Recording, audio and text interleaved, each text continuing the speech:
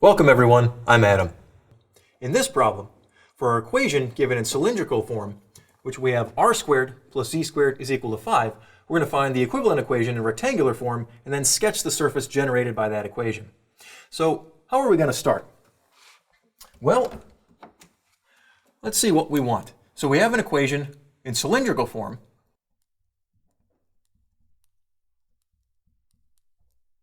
So basically we want our equation in cylindrical form. We have coordinates, say, r, theta, and z, but we want to transform those into rectangular form, so we want to get an equation with x, y, and or z involved. Now granted, not all of them have to show up. Like we see here, we don't have a theta in our equation, but that's okay. So how do we start from there? Well, we know that we have certain equations that help us transfer back and forth. And one of them that we have is that, say, r squared is equal to x squared plus y squared.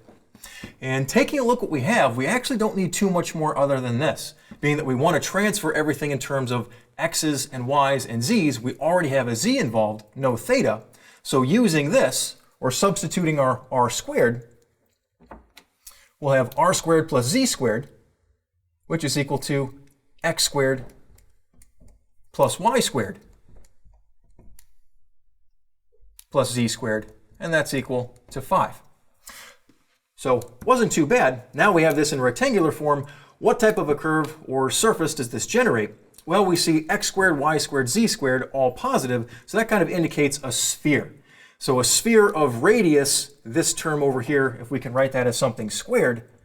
So let's take this as x squared plus y squared plus z squared, and that's equal to 5 is equal to, say, the square root of 5 squared. So our radius we're going to have is square root of 5. So let's get a clear idea of what we have. So the surface is going to be a sphere. Say our center, since we just have x, y, and z by itself, the center is going to be at the origin at x equals 0, y equals 0, and z equals 0. And as we said, our radius is going to be, say, the square root of 5. And to make that a little more practical for sketching, let's get a decimal equivalent or approximation. So square root of 5,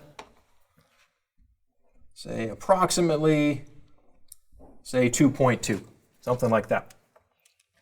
Okay. So our surface is going to be a sphere, radius at the origin, center at the origin, radius of approximately 2.2. So let's try and sketch that. So starting from our origin, there's our center. We'll just put our center point so we can see where we're starting from. And radius at about 1, 2, 2.2.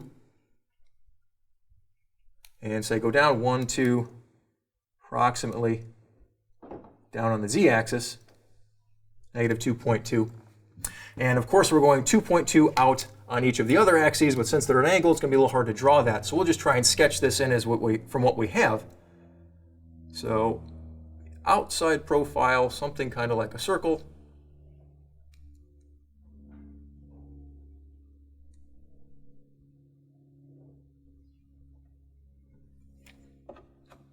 Okay, and of course this is a sphere, so in 3 dimensions, give yourself kind of an equator line, so we can see that. All right, there we go.